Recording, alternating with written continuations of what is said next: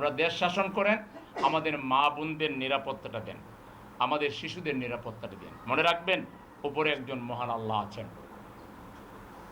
আমি স্যার মায়ের চোখের পানির হিসাব রাষ্ট্র ক্ষমতায় যারা আছেন, দায়িত্বে যারা আছেন, তাদেরকে হিসাব দিতে হবে। এই জন্য আমরা সেই নিষ্পাপ আমাদের যে সন্তানগুলো, আমাদের যে ভবিষ্যৎগুলো, তাদের আর্তনাদ, তাদের মা বাবার আর্তনাদের কথা বিবেচনা করে আসুন আমরা এই মৃত্যুর মিছিল বন্ধ করি। আসুন আমরা সবাই মিলে একটা নিরাপত্তাপূর্ণ বাংলাদেশ, একটা সমৃদ্ধির বাংলাদেশ, একটা শান্তির বাংলাদেশ প্রতিষ্ঠায় আমরা ঐক্যবদ্ধভাবে কাজ করি।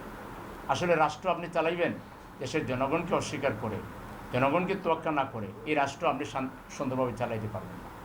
রাষ্ট্র চালাইতে হলে জনগণের মধ্যে ঐক্য লাগবে, একটা মিউচুয়াল আন্ডারস্ট্যান্ডিং লাগবে।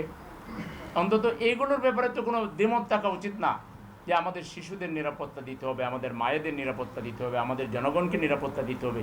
এখানে কি পলিটিক্স? এটা আপনারা বন্ধ করেন, যাতে কেউ কথা বলতে না পারে।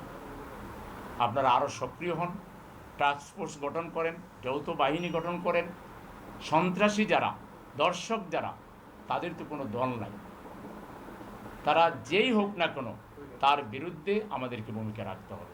আমি আবারও সরকারের কাছে আহ্বান জানাচ্ছি, আসুন এই ঢাকা সিটি কর্পোরেশনে ঈদে যে অব্যবস্থাপনা আপনারা করেছেন মার্কেটে, এবং আপনারা বর্জ্য ব্যবস্থাপনায় যে ব্যর্থতার পরিচয় দিয়েছেন, এবং সার্বিকভাবে জনগণের সেবা দিতে আপনারা যেভাবে ব্যর্থ হয়েছেন, এই সিটি কর্পোরেশন নাগরিকরা আজকে দারুণভাবে তারা সেবা থেকে বঞ্চিত, এবং সেবাগুলো আজকে দুর্নীতিগ্রস্ত।